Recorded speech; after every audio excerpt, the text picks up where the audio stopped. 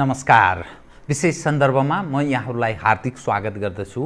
जीवराम भण्डारी। आज यहाँहरू सामने उपस्थित हुनुहुन्छ राजेन्द्र गौतम। उहाँ राजेन्द्र गौतम पार्टीका केन्द्रीय सदस्य हुनुहुन्छ, नेपाल कम्युनिस्ट पार्टी नेकपाका प्रतिनिधि सभा सदस्य सङ्खुवा सभा र पार्टीको प्रेस सङ्गठन इन्चार्ज पनि हुनुहुन्छ। पार्टीमा संस्थापन पक्षको एउटा नेता पनि। उहाँसँग आज म समग्रमा कयौँ जनजिज्ञासाहरू छन्। लिपुलेख यो ठुलो एउटा विवादको विषय बन्यो। भारतले हाम्रो क्षेत्रमाथि जुन ढङ्गले अतिक्रमण गर्यो त्यसको सर्वत्र विरोध भएको छ। अनि पार्टीभित्रै पनि यो एउटा ठुलो बहसको विषय बनेको छ। समग्र नेपालको त छँदैछ, नेपाल कम्युनिस्ट पार्टी नेकपाभित्रको पनि एउटा बहसको विषय छ। नेपाल कम्युनिस्ट पार्टी नेकपाको आन्तरिक अवस्थाको कुरा छ, सरकारको विषय छ। यावत विषयलाई केन्द्रमा राखेर उहाँसँग आज म सूचनामूलक र विश्लेषणात्मक कुराकानी गर्नेछु। सर्वप्रथम म उहाँलाई स्वागत गर्छु। स्वागत छ यहाँलाई। धन्यवाद। जनप्रतिनिधि तपाईँ अघि जनताले पत्याएर पठाइएको व्यक्ति, पार्टीको केन्द्रीय नेता पनि हुनुहुन्छ।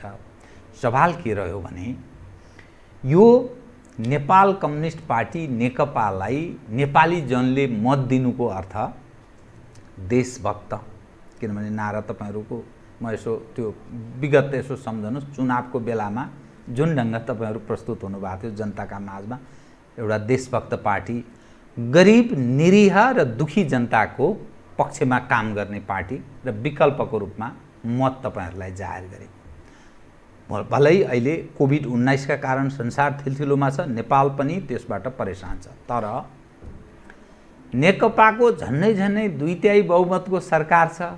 हेर्दा हेर्दै भूमि गइसकेको स्थिति छ, रोक्न सकेको स्थिति छैन। अब प्रयत्न भयो भन्नु होला तपाईँ, त्यो धेरै अगाडिको विषय। भाषण भयो, सर्वदलीय सहमति भयो, तर तत्पश्चात के भयो? नतिजा नथिङ। अब हुँदा हुँदा सडक गयो, लिपुलेक हुँदै भारत र चीनको व्यापार पारवाहन आवत जावत हुने अवस्थामा प्रवेश गर्यो। हाम्रो सबैतिर स्वाहा भयो। अब के गर्ने बताउनुहोस् त? तपाईँ जनप्रतिनिधि, पार्टीको जिम्मेवार मानिस, यसकारण तपाईँको सरकार छ फेरि। अब पहिलो कुरा म त्यही कालापानी, लिपुलेक र लिम्पियाधुराबाटै आफ्नो अभिमत तपाईँ मार्फत राख्न चाहन्छु कि सन् 1816 को सुगौली सन्धिको धारा 5 बमोजिम पश्चिम नेपालको सिमाना कहाँ हो? महाकाली हो।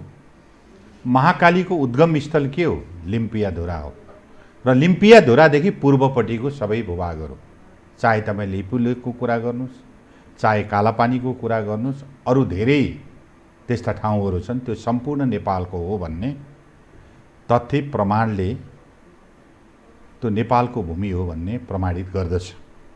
तर आज एकाएक मानसरोवरलाई केन्द्रमा राखेर कालापानीबाट मानसरोवर जाने बाटो, जम्मा 79 किलोमिटर मध्येको 19 किलोमिटर बाटो जो नेपाली भूभागमा पर्छ र त्यो विवादित बाटो हो, किनभने त्यो हाम्रो बाटो हो।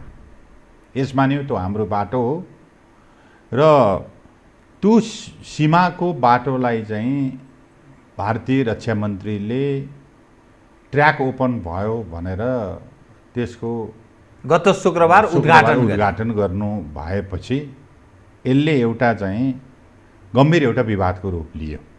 तपाईँलाई म के स्मरण गराउन चाहन्छु भन्दाखेरि लिम्पियाधुरा हाम्रो हो भन्दै भारत सरकारलाई नेपालको तर्फबाट यो 76 मङ्सिर 4 गते नै हाम्रो पार्टीका आदरणीय श्रद्धेय अध्यक्ष सम्माननीय प्रधानमन्त्री केपी शर्मा ओलीले पहिलोचोटि पत्र लेखेर त्यहाँ रहेको भारतीय सेनालाई त्यहाँबाट हटाउनु पर्यो, त्यो नेपालको भूमि हो, यो हाम्रो चाहिँ सार्वभौम सत्तामाथि चाहिँ के अरे भनौँ खलल पुर्यायो भन्ने हिसाबले यसमा आफ्नो ओपिनियन औपचारिक रूपमा प्रधानमन्त्री लेभलमा राखेको यो घटना कम चान्चुने कुरा होइन। त्यसपछि पनि नेपाल सरकारको तर्फबाट परराष्ट्र मन्त्रालयले कूटनीतिक नोट पठायो। त्योभन्दा पछि नेपाल स्थित भारतीय राजदूतलाई बोलाएर परराष्ट्र मन्त्रालयमा नै परराष्ट्र मन्त्रीजीले यो सबै कुराहरूको विश्लेषण गरेर केही तथ्यहरू राखेर एउटा कूटनीतिक नोट उहाँलाई पठाएर असहमति पत्र अर्थात् विरोध पत्र विरोध पत्र त्यसमा चाहिँ अविलम्ब चाहिँ वार्ताद्वारा यो समस्याको समाधान गर्ने एउटा कुरा हो। त्यसपछि तपाईँलाई प्रमुख प्रतिपक्षी दल लगायत संसदमा भएका सबै राजनीतिक दलहरू, बाहिर रहेका राजनीतिक दलहरूले सम्म यो हाम्रो भूमि हाम्रो हो र यसलाई तत्काल नेपाल सरकारले वार्ताद्वारा यो समस्याको समाधान गर्नका निम्ति सिङ्गो देशको म्यान्डेट छ, यो हिसाबले हामी सरकारलाई प्रदान गर्यो, सर्वदलीय सहमति भयो। र अब यसमा चाहिँ के छ भन्दाखेरि कि तपाईँलाई अहिले भर्खरै रिजल्ट परिणामको हिसाबले भन्नुहुन्छ भने हामीले केही रिजल्ट प्राप्त गरेको अवस्था छैन। जस्तै के रिजल्ट? साँच्चै होइन, प्राप्त गरेको छैन। कुनै रिजल्ट प्राप्त गरेको छैन, किनभने यसमा इन्डिया सरकारको तर्फबाट कोरोना भाइरस पछि यसका बारेमा बसेर छलफल गरौँला या सीमा समस्या समाधान गर्नका निम्ति दुवै देशका परराष्ट्र मन्त्री स्तरीय सचिव स्तरीय एउटा उच्च स्तरीय वार्ता कमिटी पनि छ, त्यसको बैठकद्वारा समाधान गरौँ भन्ने चाहिँ उसको एउटा अफिसियल स्टेटमेन्ट बाहिर आयो। तर हामीले कोरोना भाइरसलाई यसलाई चाहिँ वार्ता गर्न आदि इत्यादि गर्न रोक्दैन र अविलम्ब वार्ताको निम्ति हामीले पहल गरिरहेछौँ, नेपाल सरकारले पहल गरिरहेछ। त्यसैले अब जनअपेक्षा र हामीले अपेक्षा गरेको परिणामको हिसाबले अहिले भर्खरै चाहिँ गरी रिजल्ट आयो कि आएन भन्दा अहिले हामीले रिजल्ट प्राप्त गरेको छैन। तर नेपाल सरकारको तर्फबाट आफ्नो ओपिनियन, आफ्नो दृष्टिकोण, आफ्नो चाहिँ के अरे सिमानाका बारेमा तथ्यहरू राखेर हामीले चाहिँ आफ्नो त्यसप्रतिको आफ्नो चाहिँ जे ओपिनियन हुनुपर्ने हो सरकारले आफ्नो पोजिसन क्लियर गरेको अवस्था छ। अब म अलिकति फेरि विगत सम्झाउँ। हजुर, यो भारतले जुन नक्सा जारी गर्यो नि, हजुर, नक्सा जारी गरेको कालापानी, लिम्पियाधुरा, लिपुले सहितको झन्डै 370 देखि 374 वर्ग किलोमिटर भन्छन् प्राविधिकहरू अघि, त्यो अब उहाँहरू नै जान्नुहुन्छ। तर 370 वर्ग किलोमिटरभन्दा कम छैन त्यो क्षेत्र उनीहरूले नक्सा जारी गरे। तत्पश्चात ठिक छ सरकारले नोट दियो होइन, अर्थात् असहमति विरोध पत्र दियो। तर त्यसपछि त केही भएन। यत्रो सारा बाटो बनाएर उनीहरू त्यहाँसम्म प्रवेश गरिसके, नतिजा आएन। यो कस्तो भयो भने नि, बच्चाले पढ्न त पढ्यो तर एसएलसी पास गरेन भने अर्थात् कक्षा पास गरेन भने के पढेछ भन्ने अर्थ लाग्यो।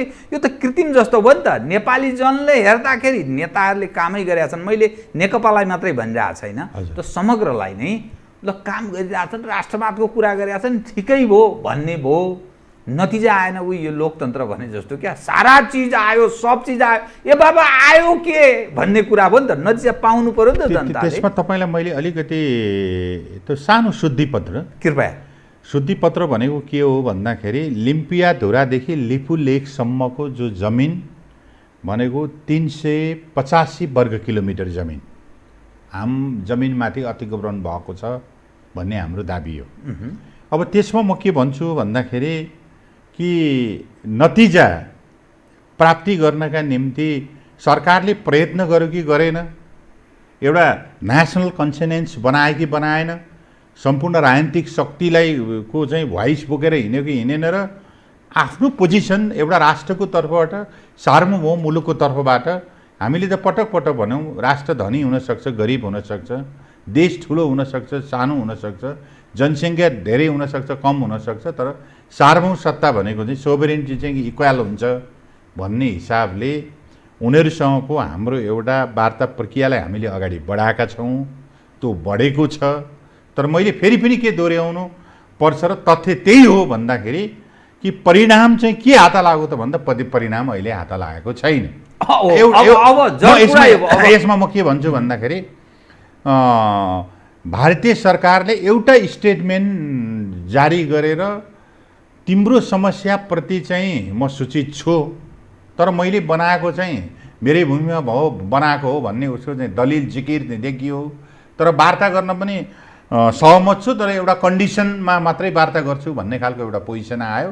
त्यसपछि हामी अगाडि बढेर परराष्ट्र मन्त्रीले चाहिँ राजदूतलाई बोलाएर नै त्यो चाहिँ एउटा कूटनैतिक नोट थमाएको परिस्थिति छ र उनले यो विषय नेपालको अवधारणा म जस्ताको तस्तै त्यहाँको चाहिँ एक्जिस्टिङलाई त्यहाँको रुलिङलाई चाहिँ म चाहिँ अथोरिटीलाई लगेर म राख्छु भन्ने कुरा अवगत गराउँछु भने राजदूतले भने। अब यसमा हामीले केही पर्खने त्यसपछि हामीले चाल्ने स्टेपहरू त अनेकौं स्टेपहरू छन्। त्यसपछि पहिलो भने कति अब के सवाल के रह्यो भने नक्सा उनीहरुकोमा गाविसके बाटो फटाफट तपाईसँग दुईटा बाटो छ।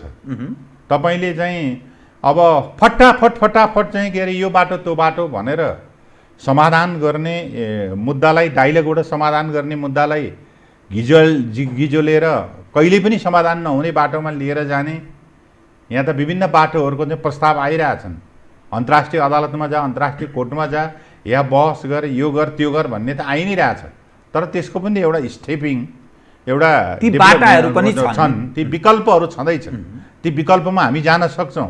तर अहिले चाहिँ विभिन्न विकल्पमा जानुभन्दा हामीले चाहिँ एउटा छिमेकीसँगको सम्बन्धलाई, छिमेकी फेर्न सकिन् त छिमेकीसँगको सम्बन्धलाई सुदृढ गर्ने र हाम्रो क्षेत्रीय, हाम्रो अखण्डता र हाम्रो सार्वभौम सत्ताको पनि रक्षा गर्ने र यति भनौँ कि नेपालको 1 इन्च भूमि पनि अरूलाई प्रयोग हुन नदिने, त्यसको रक्षा गर्ने त्यो ड्युटी सरकारको हो। त्यसै हुनाले त्यो दिशामा चाहिँ सरकार चाहिँ अभिप्रेत भएर अगाडि काम गरिरहेको कुरा चाहिँ म स्मरण गराउँछु। अब एउटा बताइदिनुहोस् त, यो भारतले यति ढङ्गले हेप्नुको पछाडि कतै हाम्रो नेतृत्व पङ्क्तिको कमी कमजोरीको उपस्थ होइन? होइन, अब तपाईँले आज मात्रै हेपेको भएको कुरा एउटा कुरा हुन्थ्यो। भारतसँगका हाम्रा सीमाका मुद्दाहरू आजका होइनन्। सीमाका मुद्दाहरू धेरै छन्। अर्को दोस्रो कुरा चाहिँ उसले पोलिटिकल जो नक्सा चाहिँ सार्वजनिक गरौँ भन्ने छ, त्यसमा पनि हामीले असहमति गराएर त्यसमा पनि हामीले असहमति दर्ज गरिसकेका छौँ र हाम्रो भूमिको महाकाली नदीको उद्गम स्थल लिम्बुवा धुरादेखि पूर्वपट्टिको सम्पूर्ण भूभाग हाम्रो हो भन्ने हिसाबले त्यसको पोलिटिकल नक्सा चाहिँ सार्वजनिक गर्ने कुरा पनि माग भइरहेछ।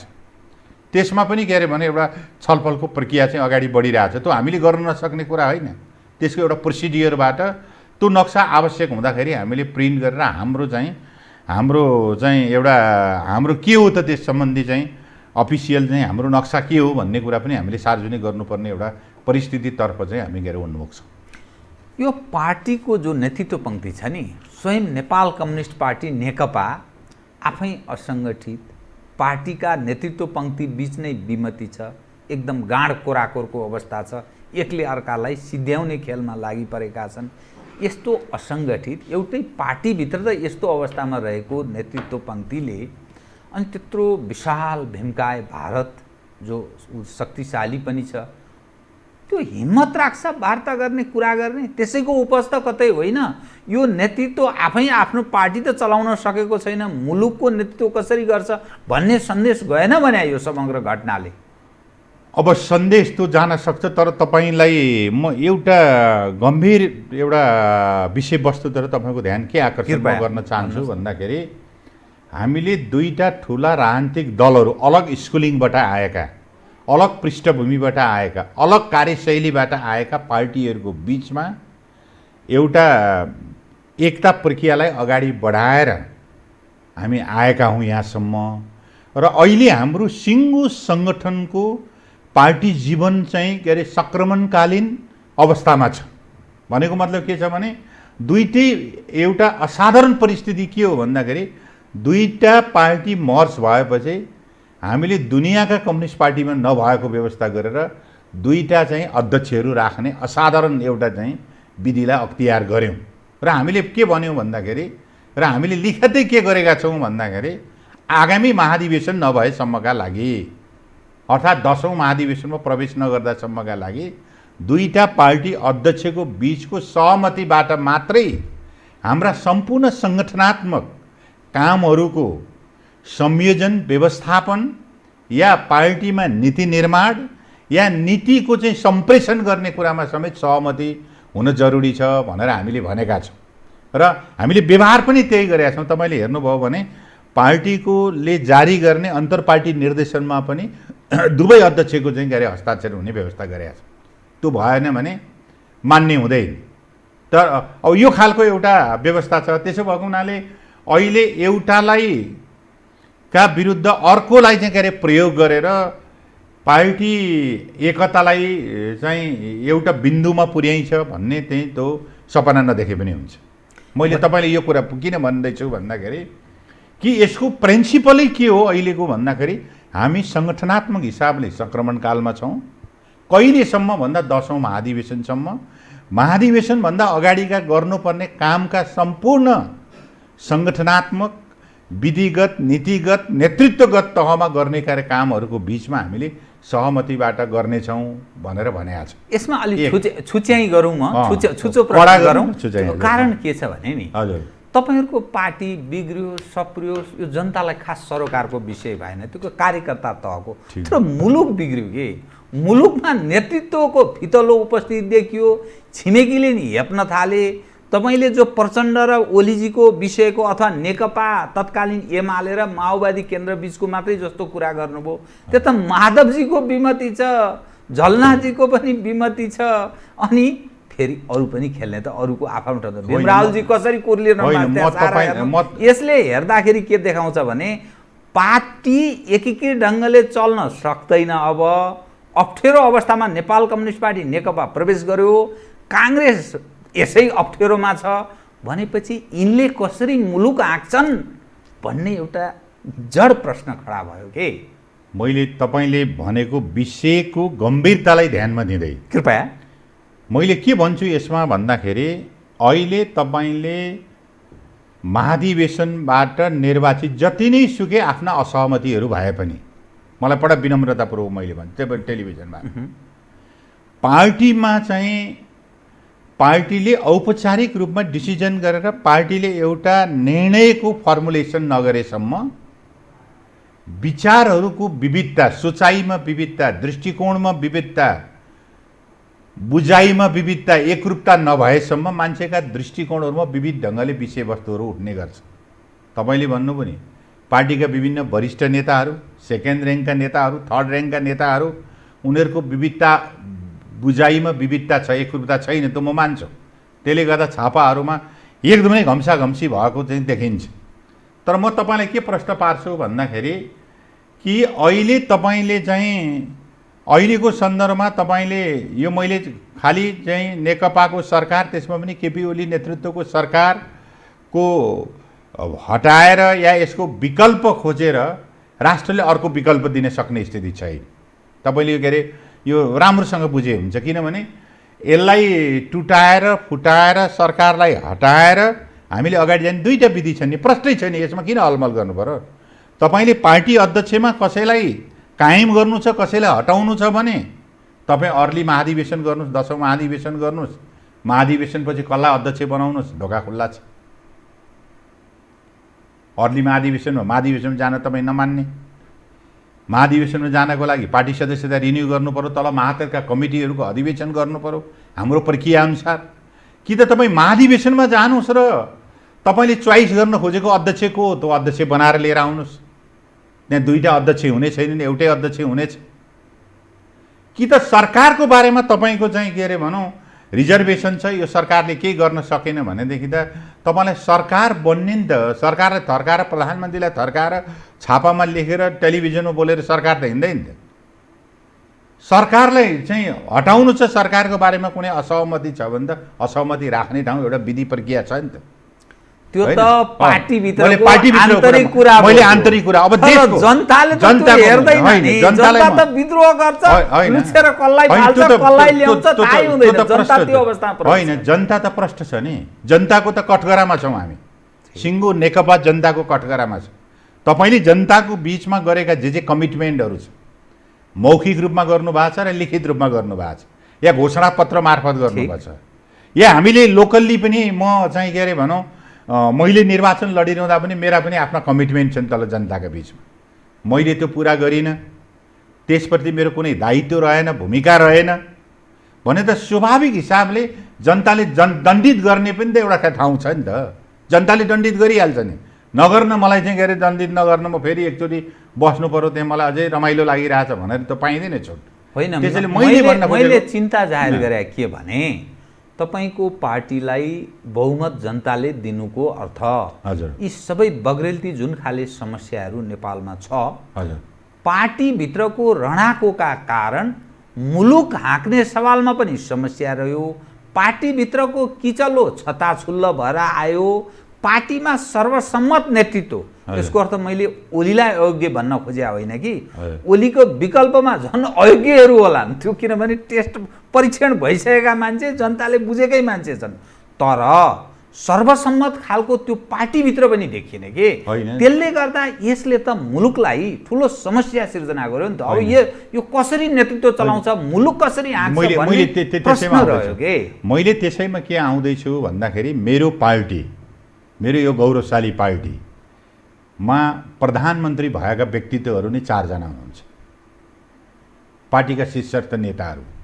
उहाँहरूले आफ्नो कार्यकालको मन्त्री परिषद चलाउँदाखेरि आफूले गरेका काम, आफूले गरेको नेतृत्व, आफूले दिएको रिजल्टका बारेमा अहिले समीक्षा गर्नुपर्छ।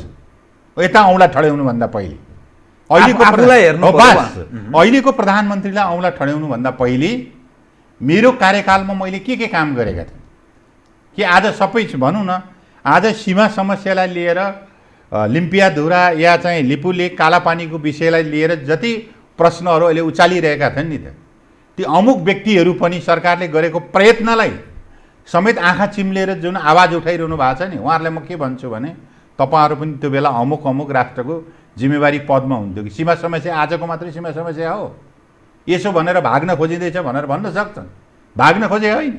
त्यसो हुनाले मेरो आग्रह के छ भने पार्टीका सबै सिनियर नेताहरूलाई अब पार्टी एउटा विधि, एउटा थिति, एउटा पद्धतिबाट मात्रै पार्टी ड्राइभ हुन सक्छन्। कुनै पनि नेपालका पार्टीहरू तपाईँले हेर्नु भने पार्टीको एकीकरणको प्रक्रिया त विभिन्न एजेन्डाहरूमा भइरहेछन्, चाहे तपाईँले राष्ट्रिय प्रजातन्त्र पार्टी या जनता समाजवादीको कुरा गर्नुहोस् या नेपाली कङ्ग्रेसको द्वन्द्वको कुरा गर्नुहोस् या हामीभित्रको चाहिँ मैले के देख्छु भन्दाखेरि यहाँ पटक पटक सरकार परिवर्तन हुने, 2 वर्ष भइसक्यो, 2.5 वर्ष भइसक्यो सरकार परिवर्तन नहुँदा मान्छेलाई पर्खेर बस्न चाहिँ बडा कठिनाइ भइरहेको छ। छटपटी कसलाई भएको थियो, पार्टीभित्र कसलाई कि बाहिरकोलाई होइन, पार्टीभित्रकोलाई भइरहेछ हो। अनि त्यस्तो पार्टी त्यस्ता कार्यकर्ता त्यस्तो स्कुलिङमा भएका नेता म यसमा के कसरी मिलेर जानुहुन्छ? यसमा म के भन्छु भन्दाखेरि अहिले यो मुलुकको राजनीतिक स्थायित्वको निम्ति,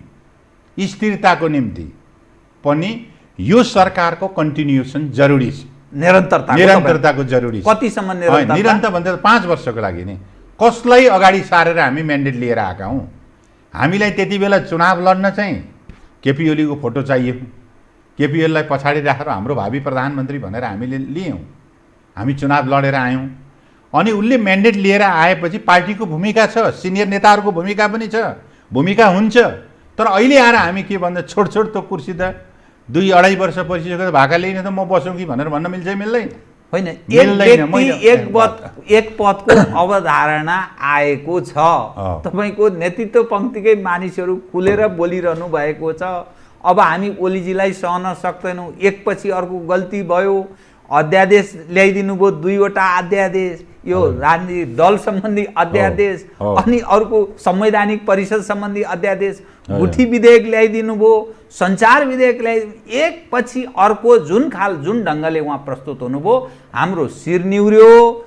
अनि हेर्दै मुलुकको पनि एउटा भूभाग अर्को देशमा गाभिसके, हेर्दै हामी अप्ठ्यारो अवस्थामा प्रवेश गरिसक्यौँ।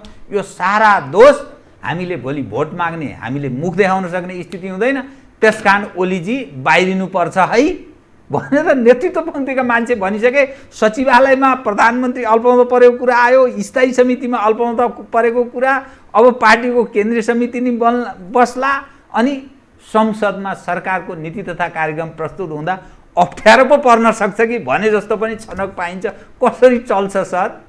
अब तपाईँले म के भन्छु भन्दाखेरि जहाँसम्म अध्यादेशको कुरा छ, 2टा अध्यादेशको विषय, एउटा दल सम्बन्धी अध्यादेश, अर्को संवैधानिक परिषद सम्बन्धी अध्यादेशको कुरा छ। अध्यादेश नेपाल सरकारले ल्याउने पनि हिजो नागरिक समाज र पार्टी नेतृत्वको चाहिँ सुझावको आधारमा अध्यादेश चाहिँ फिर्ता भइसक्यो।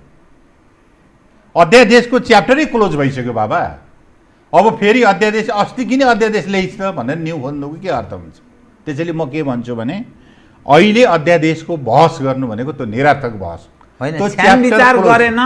छानविचार गरेन विवेक नपुर्याउँदो रहेछ, अविवेकी रहेछ यो सरकार, नेतृत्व हामी मान्छे कुरा आयो नि। त्यसको पनि केही चाहिँ अब्जेक्टिभ्सहरू थिए होला नि। त्यो त अब पार्टीको इन्डोर बैठकमा छलफल गर्नु पर्यो नि त, सचिवालयमा छलफल भयो होला। अब स्थायी समितिको बैठक भोलि 11 बजे धुम्बाराईमा चाहिँ सुरुवात गर्ने भनिँदैछ। सरकारको नीति कार्यक्रमका बारेमा, बजेटको बारेमा सुझाव दिने भनिँदैछ। त्यहाँ चाहिँ उहाँहरूले कुरा राख्दा भयो, एजेन्डा राखेर छलफल गर्दा भयो। तर मेरो विचारमा के छ भने अध्यादेशको च्याप्टर क्लोज भइसक्यो। त्यसमा अब बहस गर्नु त्यो निरर्थक बहस गर्नु र समय खेर पाल्नु हो, नम्बर 1। नम्बर 2, तपाईँले चाहिँ एक व्यक्ति एक पदको चाहिँ कुरा यो सुन्दा साह्रै कर्णप्रिय छ, साह्रै राम्रो देखिन्छ। तर एक व्यक्ति एक पदभित्र लुकेको रहस्य के छ भने के छ भन्दाखेरि त्यसका दुईटा महत्त्वपूर्ण कुराहरू छन्। त्यो भनेको के हो भन्दाखेरि पार्टीमा बहुशक्ति केन्द्रहरूको स्थापना गर्छ यसले यसो गर्दाखेरि। त्यसै हुनाले हामीले दलको प्रमुख नेता प्रधानमन्त्री हुने, संसदीय दलको नेता हुने एउटा विधिबाट हामी गइरहेछौँ। त्यो अभ्यास पनि गरियो नि त। हामीले अभ्यास नगरे होइन। तर हामीले के देख्यौँ भने पार्टीभित्र बहुशक्ति केन्द्रहरू स्थापना गर्ने र ती शक्ति केन्द्रहरूले चाहिँ भागबन्डा गरेर यी मेरा यति एक थान, मेरा यति थान, तेरा यति थान, तेरा यति थान गरेर मान्छेहरूलाई चाहिँ के अरे जिम्मेवारी दिने र योग्य मान्छेहरू जो चाहिँ यो समाजको परिवर्तन रूपान्तरणको निम्ति यो आन्दोलन निरंकुशता विरोधी आन्दोलनले खेलेको भूमिका यी सबै चिजको समीक्षा गरेर योग्यहरूले अवसर पाउने कुराबाट यसले के अरे वञ्चित गर्छ। अझै त्यो ब्याज खाने कुरा छ र त्यो जेल बसेको अथवा खाइरहेछन्। त्यसो तपाईले यो तपाईले म यसमा अलिकति के थप्न चाहन्छु भने त्यसो भएको हुनाले यो एक व्यक्ति एक पद आफूलाई अनुकूल हुँदाखेरि उठाउने हो। के गर्दा आफूलाई चाहिँ के अरे भनौँ त्यसमा पार्न सकिन्छ भनेर उठाउने। तर यसको बिल्कुल यसका सबै प्रस्तावनाहरू, यसको ग्राभिटी, यसको अन्तर्यलाई हेर्दाखेरि यो बहुशक्ति केन्द्र स्थापना गर्ने र शक्तिहरूको बिचमा टकराउने, ल मलाई यति % तेरो यति % भनेर हिँड्ने खालको एउटा परिस्थिति निर्माण हुन्छ। यसरी पार्टी चल्दैन। बहुशक्ति केन्द्र त अहिले यसै छ नि, छैन र? गुटुगुट छ, प्रचण्डजीकोमा एक खाले मानिस बसेकै छन्, माधवजीकोमा कोटेश्वरमा बसेकै छन्, अलग्गै बस्छन्, अरू खुद्रे पनि छँदैछन्। अनि यो त यसै छ नि। होइन, त्यो त अनौपचारिक भयो। तपाईले जब एक व्यक्ति एक पदको प्रक्रियालाई विधिगत ढङ्गले स्थापना गरेर जानुहुन्छ नि, त्यो चाहिँ औपचारिक हुन्छ, संस्थागत हुन्छन्। त्यसो हुनाले मेरो आग्रह के छ भन्दाखेरि पार्टीमा विधि र पद्धतिलाई स्थापित गर्ने, कमिटी प्रणालीलाई स्थापित गर्ने, कमिटीलाई नेता बनाउने प्रणालीलाई स्थापित गर्ने, कमिटीमा चाहिँ कमिटी प्रधान बनाउने, नीति प्रधान बनाउने गरेर जानुपर्छ। मैले सरकारका कमजोरी नै छैनन् भने छैन। मैले सरकारका कमजोरी छन् भने सम्बन्धित कमिटीमा छलफल गरेर भएका कमजोरीलाई औल्याउने। कमजोरी ऐल्याउँदा जनताका माझमा चाहिँ नभन्दा हो बाबा, यो बेइज्जत हुने गरेर भन्न खोजेको। जनता त त्यसै तपाईँले सानो सिङ्को भाँच्नु भने मिडियामा आउँछ, मिडियाले सम्प्रेषण गरी जनतामा पुग्छ, कार्यकर्ताले थाहा पाउँछ, देशव्यापी रूपमा मान्छेले थाहा पाइरहेछ। मान्छेले नथाहा पाओस् भन्ने होइन नि, जति मान्छेले थाहा पाउँछ, कमजोरी लुकाउने होइन, त्यो हिसाबले जानुपर्छ। त्यसैले हामीले त भनिरहेको कुरा के हो भन्दाखेरि, बारम्बार भनिरहेको कुरा के हो भने कम्तीमा सरकारले कुनै कमजोरी गर्यो भने त त्यत्र सेन्ट्रल कमिटीको बैठक बस्यो। तपाईँलाई मैले दुईवटा अहिले सम्झना भयो मलाई। कृपया के भन्नु? थाई कमिटीको बैठक बस्यो र थाई कमिटीले के भन्यो, केन्द्रीय सरकारले गरेका कामहरूको बारेमा उसले एउटा फेरिस दियो, राम्रा काम गरौँ। त्यसपछि त्यसको आजभन्दा 1-1.5 महिना अगाडि तपाईँले राष्ट्रिय सभामा यस्ता त्यत्रो ठुलो के अरे होल सेन्ट्रल कमिटीको बैठक बसेर 7वटा बुँदामा सरकारका कामहरूको समीक्षा गरौँ। समीक्षा गरेर उसले राम्रा गरेका कामहरूको बारेमा प्रशंसा प्राप्त गरेछ। राजनीतिक प्रतिवेदन पल्टाएर हेर्नुहोस् न, मैले राजनीतिक प्रतिवेदन पनि त्यहाँ बोकेर ल्याएको छु, आवश्यक पऱ्यो भने त्यो इभिडेन्सको रूपमा पछार्ने मान्छे। अब 1.5-2 महिना अगाडि यही सरकारको तपाईँले समीक्षा गर्नुहुन्छ, त्यत्रो सेन्ट्रल कमिटीभित्र सर्वसम्मत ढङ्गले अनि सरकारले गरेका राम्रो कामहरूको बारेमा भने सरकारलाई धन्यवाद हुनुहुन्छ, यसले दिशा यसले ठिक लियो भनेर। र कहाँ कमी कमजोरी भएको छ नि यसलाई सच्याउनका निम्ति नेतृत्वले ध्यान दिनुपर्ने कुरा पनि त्यहाँ औल्याउनु भएको छ भनेपछि त्यो कुन चाहिँ त्यस्तो चिजले गर्दा ओलीजीमाथि यस्तो आक्रमण हुन थाल्यो भन्ने तपाईँको ठम्याइ? मेरो चाहिँ अब यसमा के छ भने यो ओलीजीको चाहिँ जसरी उहाँले चाहिँ इस्युहरूलाई चाहिँ फाइन आउट भएर गरे जानुभएको छ, तपाईँले चाहिँ ओलीजी सरकारमा आउँदाखेरि कति ठुलो चुनौतीको पहाड थियो तपाईँले यसो सम्झना गर्नुहोस् त। मैले अहिले सम्झना गर्दाखेरि कार्यान्वयन संहिताको कार्यान्वयन गर्ने चाहिँ के अरे जटिलताहरू, कुनै ऐन कानुन छैन, कुनै चाहिँ के अरे भन्नुहोस् अब यो कर्मचारी व्यवस्थापनको लथालिङ्ग छ, केही चिज छैन जो चाहिँ अघिल्लै सरकारले गरिसक्नु पर्थ्यो। त्यस्तो चुनौतीको बिचमा आएर जसरी यस सरकारले आफ्नो कामको चाहिँ आधारभूत काम सकेर उसको ध्यान मोरललेस चाहिँ रूपान्तरण र प्रक्रियाबाट जाँदा मेगा प्रोजेक्टहरूमा हामी कसरी जाने भन्ने हिसाबले जसरी उसले प्लानिङ गरेर प्रधानमन्त्रीले जनताका मृत सपनाहरूलाई जसले बिउजाएर उहाँले अगाडि बढाउने कोसिस गर्नुभयो, त्यसपछि उहाँमाथि चौतर्फी हमला हो। जस्तै उदाहरणको लागि म उदाहरण आक्रमण कसले गर्यो? म उदाहरण के दिन्छु, पार्टी भित्रैबाट कि जनताको तर्फबाट कि अब बाहिरबाट हेर्दा जनतामा ठुलो आक्रोश छ फेरि? बाहिर भित्रैबाट जसले असुरक्षित ठाने तिनीहरूबाट भयो। मैले नाम किन कोट गर्ने? होइन, नाम त कोट गर्दै नाम त उल्लेख गर्दा तपाईलाई म के भन्छु भने जस्तो तपाईलाई म के भन्छु भने दुईटा कुरा मात्रै, सुनकाण्डको कुरा गर्नुहोस् या बालुवाटारको जग्गा प्रकरणको कुरा गर्नुहोस्। बालुवा जग्गाको बालुवा प्रकरण चाहिँ के केपी ओलीले गरे हो आएर सरकार आएर गरेको हो कि छानबिनको प्रक्रिया अगाडि बढाएको? सार्वजनिक ओलीजीकै पालामा भयो, त्यो ठिकै हो, राम्रै काम हो। अनि चाहिँ सुनकाण्डको कुरा गरेको हो तपाईँले, व्हाइट बडीको कुरा गरे, व्हाइट बडीको चाहिँ रविन्द्र अधिकारीले चौथो किस्ता दिएको न हो, कसले निर्णय गरेको? डकुमेन्ट पल्टाएर हेरौँ त अहिले। हामीलाई पनि पहिले के लाग्यो भने सबै खत्तम पो गरेछ कि क्या हो भनेर हामीले डकुमेन्ट खोजेर हेरौँ डकारी कि क्या हो भन्ने लाग्यो तपाईँलाई? त्यो ठिक हो, तपाईँले बाहिर कुरा उठाए। त्यस हुनाले म के भन्छु भने जुन प्रधानमन्त्रीले म भ्रष्टाचार गर्दिनँ, भ्रष्टाचार हुन पनि दिन्न भनेर जब भ्रष्टाचारका ठुल्ठुला चाहिँ स्क्यान्डलहरूमा उहाँले हात हालेर चाहिँ यी कुराहरू सार्वजनिक गर्न थाल्नुभयो, त्यसपछि चौतर्फी उहाँमाथि गएर हमला सुरुवात भयो। अब सवाल के रह्यो भने नि यो कुरा यो रियालिटीलाई हात हालेर मात्रै भएन कि नतिजा आएन, खोइ कारबाही भएको सवाल त यो अनि सुनकाण्डको कति मान्छे चाहिँ जेलको कठघरामा काटी कोही कता टुङ्गो 33 किलो मैले उदाहरण दिएको ललिता निवासको जमिनका अपराधीहरू अर्थात् दोषीहरूलाई अदालतको प्रक्रियामा गइसकेको छ, अदालतमा लगेर ठिङ्गर जुडिसियरी भएको अदालतको मुद्दामा गएर कुनै प्रधान कार्यकारीले भन्छ त सबै कुरा अदालतको कठघरामा पुगिसके। अब गर्छ कि गर्दैन त्यो अदालतले गर्छ कि गर्दैन, कोही चाहिँ अख्तियारकोमा पुगेका छन्, कोही अदालतकोमा पुगेका छन्। त्यसो हुनाले म के भन्छु भन्दाखेरि जुन प्रधानमन्त्रीको अनेस्टीलाई त मान्नु पऱ्यो नि। मैले भने उसले जो अनेस्टी राखेर यो राष्ट्रको निम्ति उसले जो अनेस्टी राखेर काम गर्यो नि, त्यसैले मैले के भने आजको केपी ओली प्रधानमन्त्री र अरू प्रधानमन्त्री पूर्व प्रधानमन्त्रीहरूले पनि एकचोटि हामीले के गरौँ भनेर एकचोटि समीक्षा गर भनेको मैले। यो लाक्षणिकको जवाफ दिनु यो त बडा भयङ्कर जवाब हो, यो कहाँको लाक्षणिक हो? समीक्षा गरेर हेर्नु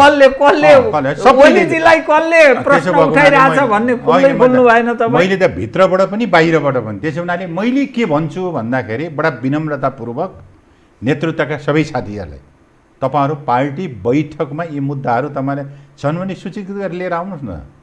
केपी ओलीले कहाँ कहाँ कमजोरी गरे बैठकै बोलाउनु न, कहाँबाट ल्याउनु? त भोलिदेखि बैठक बोलाइदिइसक्यो। अब के भन्छ भन्दाखेरि तपाईँलाई अहिले पनि प्राइम टाइम हो कि होइन भन्दाखेरि सिङ्गो देश कोरोना भाइरस कोभिड-19 को महामारीमा छ, त्यसका विरुद्ध लड्नुपर्नेछ।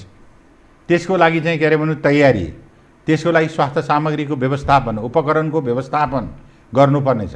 त्यसको कारण उत्पन्न भएको तपाईँले देश लकडाउन छ, सारा चाहिँ राजस्व ठप्प छ, मान्छेले रोजगारी गुमाएका छन्।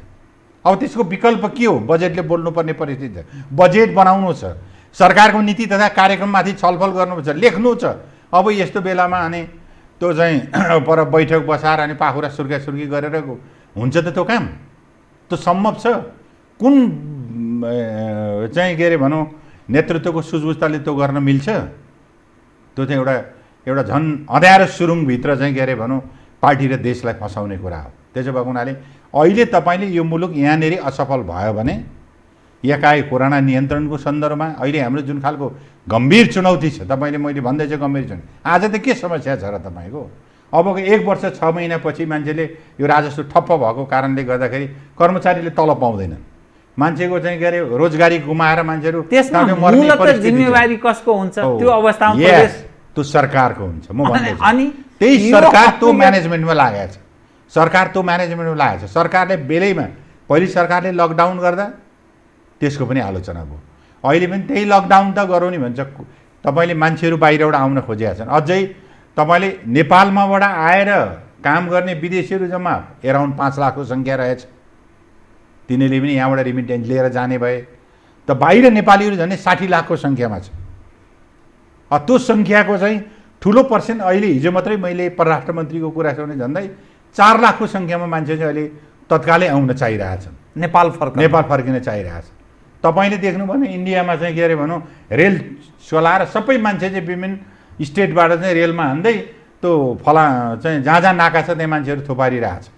तपाईँले अहिले 2000-3000को सङ्ख्यामा भरे बेलुकासम्म त्यो खालको एउटा के अरे उपस्थिति त्यहाँ हुन्छ। तिनीहरूको म्यानेजमेन्ट गर्नुहोस्, तिनीलाई कहाँ राख्ने? लोकल सरकार, प्रदेश सरकार, स्वास्थ्य मन्त्रालय, एउटा व्यक्तिहरूले सिङ्गो देशका पोलिटिकल पार्टीहरू चुनौतीहरू पहाड चुनौती छन्। त्यसो हुनाले यो चुनौतीको पहाडमा आएर उभिनु तागत राख्ने कुरा कम चान्चुने कुरा छैन। त्यसो भए त कोभिड-19 भएको हुनाले देश अप्ठ्यारोमा छ। यो अहिलेको भर्खरको कुरा हो। ओलीजीलाई चाहिँ अहिले अभयदान दिनुपर्छ। नेतृत्व कमिटीले त्यसरी नहेर है अहिले चाहिँ अल्पमत पार्ने काम नगर, सचिवालय या स्थायी समितिमा यो विषय नउठाऊ भन्न खोज्नु भयो। विषय व्यापक उठाऊ, व्यापक छलफल गर, काहीँ कमी कमजोरी छ भने त्यसलाई के अरे सच्याऊ। तर अहिले ओलीको विकल्प खोजेर तपाईँ नयाँ ठाउँमा जानु भने नयाँ अर्को सुरुङमा छिर्नुहुन्छ, तपाईँ अर्को जटिलतामा छिर्नु हुनसक्छ। त्यसले पार्टीको एकतालाई पनि के अरे सुदृढ गरेर बलियो बनाउन सक्दैन। त्यसो हुनाले अहिले जिब्रो नचलाऊ भनेको, मुख नरसाऊ भनेको, अहिले त्यो बेला छैन भनेको, यो उपयुक्त टाइम होइन, टाइमिङ ठिक भएन भनेको। यति बेला सर र प्रधानमन्त्रीको कुर्सी र अरू मन्त्रीका कुर्सीहरू देखेर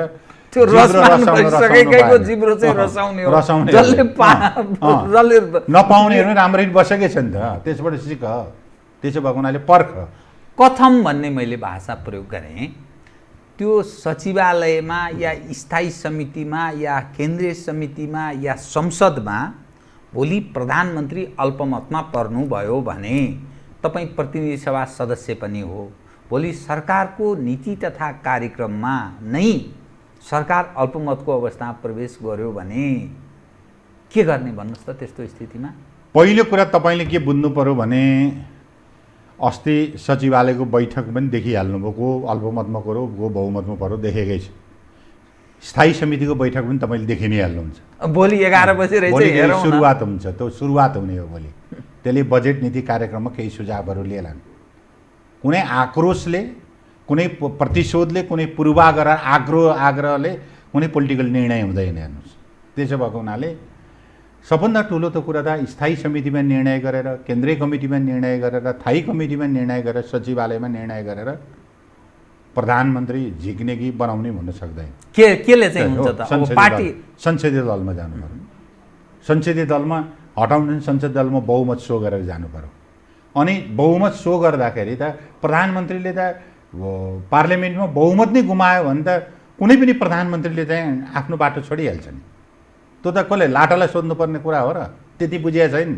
यसको अर्थ संसदीय दलमा चाहिँ ओलीजीहरुको अथवा संस्थापन तपाईहरुको राम्रै अवस्था रहेछ भने कुनै पनि ठाउँमा राम्रो छ भने टेक्ने ठाउँ, सचिवालयमा टेक्ने ठाउँ तपाईँले देख्नुभयो। अब स्थायी समितिमा देख्नुहुन्छ, केन्द्रीय कमिटीमा देख्नुहुन्छ। स्थायी समितिमा त कासर 20 जनाले हस्ताक्षर गरेका छन्। 20 जना 44 मा 4 जनाले भोटै दिन पाउँदैनन्, 20 जनाले हस्ताक्षर गरेका छन्।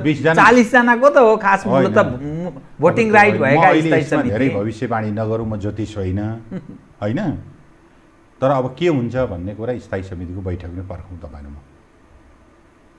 तर जुन अवस्थामा, तर अहिले तपाईलाई म के भन्छु विनम्रतापूर्वक भन्दा, जबसम्म बजेट नीति तथा कार्यक्रम पास नभइकन स्थायी समितिको बैठकले कुनै एउटा के अरे निष्कर्षमा स्थायी समितिलाई पुर्याउन सकिँदैन। भनेपछि नीति तथा कार्यक्रम पास नभएसम्म त्यो अहिले गर्ने विषय नै तेरो मेरो भन्न यसलाई कसेर लैजाने हिसाब रहन्छ कुरो बुझ्यो। त्यो चाहिँ के अरे भन्नु छ उहाँहरूले अब नेतृत्वले बोलाएको बैठक पऱ्यो, अब त्यो मैले शिरोधार्य गर्ने कुरै भएको, म त अब निर्णय मान्ने मान्छे परेँ, म पार्टी अध्यक्षले गरेको निर्णय मान्ने मान्छे परेँ। त्यसो भएको हुनाले स्थायी समितिको बैठक बोलो, ठिक छ, कम सडकको एजेन्डा चाहिँ स्थायी कमिटीको बैठकमा भयो। तपाईसँग सम्बन्धित एउटा प्रश्न, हजुर, यतिखेर देश बडा अप्ठ्यारो अवस्थामा छ, यो संसद विकास कोषको जुन बजेट जान्छ तपाईँहरूलाई प्राप्त हुन्छ नि, यस्तो बेलामा त्यो बजेट कटौती गर्नुपर्छ, यो किन सांसदहरूलाई चाहिँ यो भन्ने एउटा प्रश्न छ। यो तपाईँहरू यो सङ्घीय सांसदहरूको, सङ्घीय प्रदेशसभा या राष्ट्रिय सभाको सांसदको मात्रै कुरा होइन, यो तलको प्रदेश सभाका सदस्यहरूको सहितको विषयको कुरा छ र जनप्रतिनिधिहरू एकदम धेरै ठुलो सङ्ख्यामा भयो। देशको साधन र स्रोत पनि यो वितरणमुखी भयो, फजुल खर्च, त्यही पनि एउटा करप्सनको एउटा बेस बनेको छ। अब ठेकेदारहरू आफ्नो मिलाउने सर्टेन पर्सेन्ट चाहिँ सांसदहरूले नै लुड्याउँछ भन्छन् कि, त्यस कारणले यो हटाइदिनु पर्यो यो भन्ने दबाब, जनदबाब एक ढङ्गले आएको छ। यो विषय तपाईँलाई म के भनौँ भन्दाखेरि यो पुटिङ नै ठिक भएन। यो प्रश्नको बढी यो सांसद विकास कोष होइन, पहिले यो बुझ्नु पर्यो। त्यसमा सांसदको आयोजना छनौटभन्दा बाहेक कुनै भूमिका हुँदैन त्यहाँ सांसदको। तपाईँले के हो भूमिका त बुझ्नु पर्यो। पैसा जान्छ तपाईँले स्थानीय सरकारकामा, खर्च गर्छ सरकारले, स्थानीय सरकारले, त्यसको सबै बेरुजु सारा हेर्ने पनि त्यसैले हेर्छ। खालि सांसदले चाहिँ निर्वाचन क्षेत्रभित्र चाहिँ प्रायोरिटी दिनुपर्ने मुद्दाहरू के हुन् भनेर उसले आयोजना मात्रै छनौट गरेर दिने हो। त्यसले पहिले त विषय जे हो त बुझ्नु पर्यो नि। हिजो हामीले त्यसरी खान्थ्यौँ, त्यसैले आजकाले पनि त्यसरी खान्थे भन्ने हिसाबले हेर्न मिल्दैन। त्यसो भएको हुनाले तपाईँले सांसदलाई पब्लिकबाट जहाँबाट उनीहरूले मत पाएर आएको त्यसलाई डिट्याच गर्ने हो भने, डिट्याच गर्ने भने आयोजना छनौटभन्दा अर्को भूमिकामा सांसदहरूलाई दिनु हुँदैन। त्यसमा एउटा सिद्धान्त त के विषय रहेछ भने, हजुर, सांसदहरूको नाममा ठिक छ तपाईँले भनेको विकासकै लागि जान्छ अरे, विकासको लागि भएको छ कि छैन त्यो अलग एउटा अनुसन्धान। मैले त्यसरी यथेष्ट रिसर्च मैले नगरे हुनाले मैले धेरै जिकिर गरिनँ। तर सांसदको नाममा जब पैसो जान्छ नि, त्यसले मतदातालाई दिग्भ्रमित गर्छ, आकर्षित गरिरहन्छ। त्यसैले विकल्प चयन गर्ने जो डेमोक्रेटिक राइट हुन्छ नि, जो विशेषाधिकार जो नागरिकको, त्यो हाम्रो जस्तो देशमा अविकसित, कम पढे लेखेका, अलिकति नबुझ्ने मानिस, काइला साइला अन्तरे जन्तरे भने आधारमा भोट पाउने जुन छन्, त्यसले त त्यो बनाइदियो भन्ने नाममा जुन आकर्षित, दिग्भ्रमित गरेर भोट आकर्षित, त्यसैले सिद्धान्त त नै यो गलत भयो भन्ने दृष्टिकोण छ के सर? यो चाहिँ त्यसको गम्भीरता र त्यसको अन्तर्य नबुझ्नेहरूले गर्ने हुने हो। अब म त तिनवटा मन्त्रीलाई चाहिँ पराजित गरेर आएको हो म। त्यसो भने त म त आउनै नसक्ने हो। त्यसो भने त कसरी आउँछ त मान्छेहरू त्यसो भने चुनाव जितेर? त्यो चाहिँ यो कुनै यो तर्कको पछाडि मैले कुनै गुदी देख्दिनँ। हेर्नुहोस्, खालि के हो भन्दाखेरि चाहिँ तपाईँले जनप्रतिनिधि बनाउनु भयो, जनप्रतिनिधिलाई पिपुलबाट डिट्याच गर्ने कि नगर्ने भन्ने कुरा हो। त्यसो भएको हुनाले म यति फेरि दोहोऱ्याएर के भन्छु भने, आयोजना मात्रै छनौट गर्छन् सांसदले र आयोजना मात्रै छनौट गर्न दिनुपर्छ। उनीहरूको भूमिका अरू हुँदैन। होइन, पुँजीको अलि छरपष्ट होइन। अब तपाईँले त्यसकारण यो गलत हो भन्ने लोकल सरकारमा तपाईँले लोकल सरकारलाई सरकार मान्ने, लोकल सरकार मार्फत उसले के अरे खर्च गर्ने, सबै कुरा उसैले हेर्ने, फरफारक उसैले गर्ने, आयोजना उसैले लगाउने, आयोजनाको लिस्ट मात्रै उसले जीविसम्म बसेर सबै गाउँपालिका र नगरपालिकाका अध्यक्षहरूको रोबरमा, फेरि तपाईँलाई अर्को पनि कुरा भनिदिन्छु, गाउँपालिकाको सभा र नगरपालिकाको सभाले पास गरेका आयोजनाभित्रबाट हाल्छ भनेपछि त्यो सांसदलाई रोज्नु, त्यो सांसदलाई जोडेर त्यसमा हिसाब गर्नु, त्यो चाहिँ मैले चाहिँ त्यसको कुनै तामतरी बुझेको छैन। जस्तो म पनि त्यसरी गरिरहेको छु, मलाई अहिले कुन बजेट कहाँ खर्च भइरहेछ, कसरी ठेक्कामा लाग्यो मलाई थाहा हुँदैन। होइन, मान्छेले भन्दाखेरि सांसदजीहरूलाई अलिअलि चाहिँ त्यो यसो रस चाहिँ आउँछ भन्छ। अब कुनै सांसदले मिलाएर रस खाने गरेछ भने त्यसलाई ती समात्नु पर्यो, होइन, लोकल सरकार छन् त्यहाँ। नभएदेखि जस्तो यदानको मैले पनि 2-3 चोटि बाँडिसकेँ। मेरो अनुभव के छ भने आयोजना मैले पठाइदिने हो, छनौटमा आएका मध्ये फेरि एक्लै गर्न मिल्दैन। राष्ट्रिय सभा, समानुपातिक, अनि सबै जीविसको प्रमुख उपप्रमुख, त्यसपछि सबैका पालिकाका प्रमुखहरू आउँछन् त्यहाँ। सदस्य सचिव जीविसको चाहिँ सदस्य सचिव हुन्छ। त्यहाँ आयोजनाहरू प्रस्तुत हुन्छन्। हरेक गाउँपालिकाबाट मागिन्छ के हो भनेर, त्यसमध्येको योभन्दा बेटर नै तपाईँले यहाँ गर्नुहोस्, योभन्दा यो चाहिँ गरौँ भनेर छनौट गरेर आयोजना लेखेर पठाइन्छ। म अब बिट मार्ने विषय उठान गर्छु, एकदम आधा मिनटमा यहाँले सक्दिनु होला। त जुन अहिले हामी समस्या देखिरहेका छौँ नि मुलुक, यो आम नागरिकका तर्फबाट नि देखिएको समस्या, किनभने गरिबी छ, बेरोजगारको सङ्ख्या बढोत्तरीमा छ, सरकारको ध्यान मूलत अब पार्टीको आन्तरिक जन्जालमै बढ्ता परेशानीमा नेतृत्व पङ्क्ति अल्मलिएको जस्तो देखिन्छ। मुलुक खुम्चिँदैछ, त अन्तर्राष्ट्रिय परिस्थिति पनि नतिजाले राम्रो देखाउँदैन समग्रमा हेर्दा। चीनसँगको विशेष सम्बन्धको कुरा गर्थे कम्युनिस्टहरू, तर चीनको पनि यो लिपुलेक बाइपास आवत जावतको सवालमा काहीँ न काहीँ त्यो सहमति भन्ने अन्डरस्ट्यान्डिङमा उनीहरू काम गरेको अर्थ लाग्यो। यो सबै तस्बिर हेर्दाखेरि जनता त वाक्क भए सर। यो स्थितिबाट यसरी कसरी मुलुक चल्ला र भन्ने, किनभने गरिबी, अभाव, समस्या यो बाबा माई बाप भन्छ नि कहिलेकाहीँ। यद्यपि यो इन्डियनहरूले बढ्ता प्रयोग गर्ने हुनाले हामी पनि काहीँ न काहीँ त्यो प्रभावमा पर्दा रहेछौँ। ए बाबा के भएको भन्ने प्रश्न छ कि यसबाट मुक्त पाउन नेपाल कम्युनिस्ट पार्टी नेकपाको नेतृत्व खास गरी ओलीजीले त्यो पार पाउन सक्ने अवस्था छ त भने विकल्प के त? विकल्प तपाईँकै नेताहरू दिइरहेछन् नि, एक पद एक पद, एक व्यक्ति एक पद, हामी भयौँ भने ठिक हुन्छौँ, बाँडीचुडी यो यसरी एकलौटी चल्दैन भनिरहेछ। त्यो चाहिँ उहाँहरूको निजी कुरा हो त, किनभने म चाहिँ खाली खल्छै अर्कालाई यत्रो विधि हुन्छ भन्ने कुरा हो। त त्यसले विकल्प मैले देखिरहेको छैन। तपाईँले भने विकल्प कि त चाहिँ के अरे भनौँ,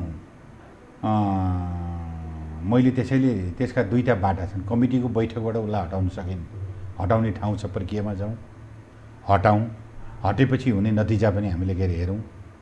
तर म के भन्छु भन्दाखेरि अब यति बेला हामीसँग यो कोरोना भाइरस नै प्रमुख समस्या हो र यसको समाधान एउटा त राष्ट्रिय रूपमा यहीँकै नागरिक पनि रोजगारी गुमेको, अरू बाहिर कामदारको रूपमा गएकाहरू पनि रोजगारी गुमाएर आउँदैछ, तर हाम्रा खेतहरू बाँझा छ, स्थिति त्यो छ।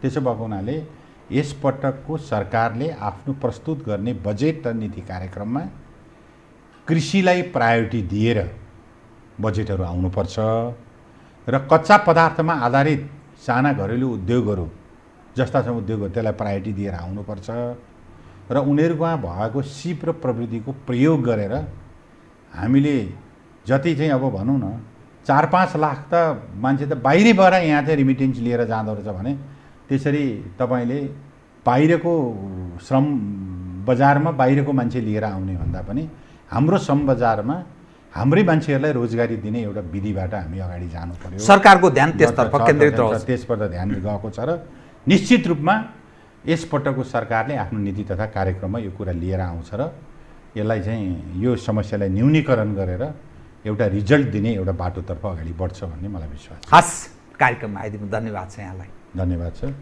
आदरणीय दर्शकवृन्द, उहाँहरू राजेन्द्र गौतम नेपाल कम्युनिस्ट पार्टी नेकपाका केन्द्रीय सदस्य, प्रतिनिधि सभा सदस्य, सङ्खुवासभाबाट निर्वाचित, समग्र समसामयिक पछिल्लो अवस्था उप गरिएको कुराकानी। म लगायत मेरो सम्पूर्ण युनिटलाई कार्यक्रमबाट बिदा दिनुहोस्, तर यो टेलिभिजन हेर्दै रहनुहोला। नमस्कार।